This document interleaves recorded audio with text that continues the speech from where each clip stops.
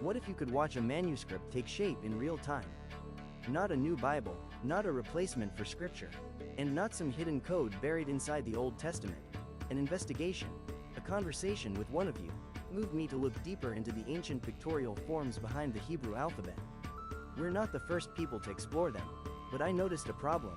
A single picture can carry several related ideas, and with enough meanings to choose from, it's pretty easy to make the pictures say whatever you already wanted them to say. Especially when you're working backward from New Testament conclusions, you want to be there. I don't want to do that, so I'm asking different questions. What happens if I apply reason of use, like we do with the scriptures, to the pictures themselves, and document any interpretive choices along the way? That's the experiment behind Codex Cogitacaecus, the thinking blind codex.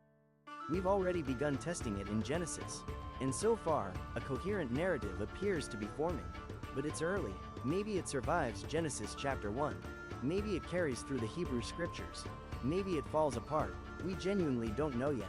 And that's exactly why we're doing this in real time. If the pattern breaks, you'll see it. If I make a mistake, you'll see that too. And if my own bias starts steering the project, you'll have the record to call us on it. The goal isn't to protect the theory. The goal is to see whether the theory survives. The videos in this collection will document our finished readings verse by verse, beginning with Genesis, for as far as the investigation takes us. But the finished readings will only be part of the record. We'll also be opening access to the Thinking Blind Lore Vault, a growing digital archive of artifacts, visual records, research, and pieces of the thinking blind world that don't always make it into our videos. And as the codex grows, it'll leave its own artifacts behind there too. To request access, find the link tree on any of our other socials and open the Lore Vault access form. And if this experiment goes far enough, who knows? Maybe one day the codex becomes a written manuscript. But first, we have to find out whether it works.